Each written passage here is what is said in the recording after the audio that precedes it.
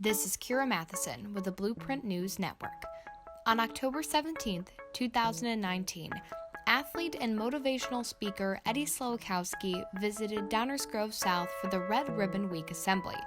During second period, he shared his personal outlook on life and how through his own experiences, he was able to persevere through challenges thrown at him. One of the main organizers of Red Ribbon Week, Student Assistance Coordinator Diana Benoist, explains why Slowakowski's message was chosen for our assembly. Well, I've actually worked with Eddie for a long time. He's spoken at various events and programs that I've been involved in, and I know that he's very engaging and has a really positive, upbeat message.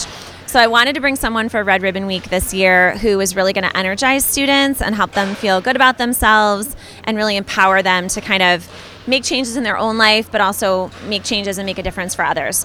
Through dancing and storytelling, Slowakowski recounts the most impactful events in his life. He encouraged the audience to do the same, teaching them moves along with him in the spirit of self-assurance and confidence. According to him, this participation can leave a lasting impact. When you physically have to be involved in what I'm doing, it becomes more of an experience to you. And then you start to learn through experiencing the message. Instead of sitting there passively listening, I have you doing things throughout because that interaction makes you get involved. It increases your focus level, and then it also increases the likelihood that you're going to retain the information and hopefully, oh, I get what he means by that because I just experienced what he means by that. Now how else can I apply this to my life? Using his 3-minute and 58-second mile time from his days as a Loyola University runner, Slowakowski describes his 4-minute formula to tackle any big issue. Not only could this be applied to the ATOD free message of Red Ribbon Week, but it can also be applied to family and relationship issues, both of which Slowakowski experienced. He hopes that in sharing his personal stories, others may be inspired to change their own lives. The most rewarding part is when a person comes up to me and they say, that really touched me, that inspired me, you were very sincere and authentic. That's my favorite compliment, is people say, wow, that seems so real to you. But sometimes they come forth and it's really personal, some of it about my life, and I want them to realize, I have some things that can help.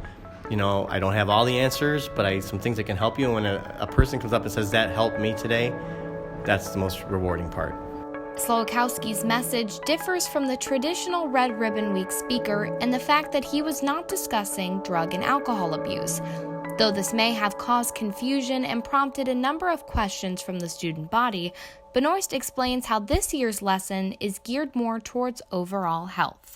I think really when we talk about preventing substance use with young people, it's not so much a don't do drugs message. It's more about take care of yourself. Love yourself, care about who you are and what you need, and set really important goals for your life. And if you know what you want out of life and you're working hard to get there, you're not going to let drugs or alcohol sidetrack you.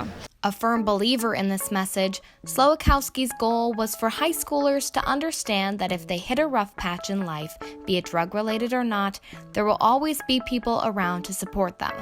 As a father to 2 high school students, he internalizes his message as a parent and understands where the average teenager is coming from. It's fascinating because you see firsthand what they go through, what it's like for a teenager today, and every kid's different. My two teenagers are completely different, son and daughter.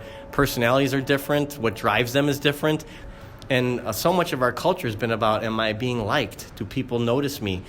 And am I getting the likes? Am I getting that affirmation from people?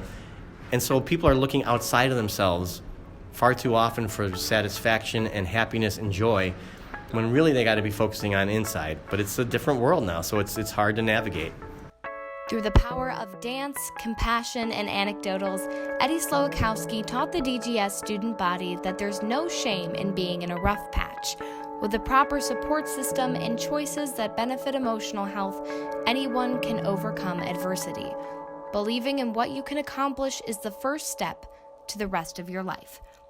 Reporting from Downers Grove, this is Kira Matheson with the Blueprint News Network.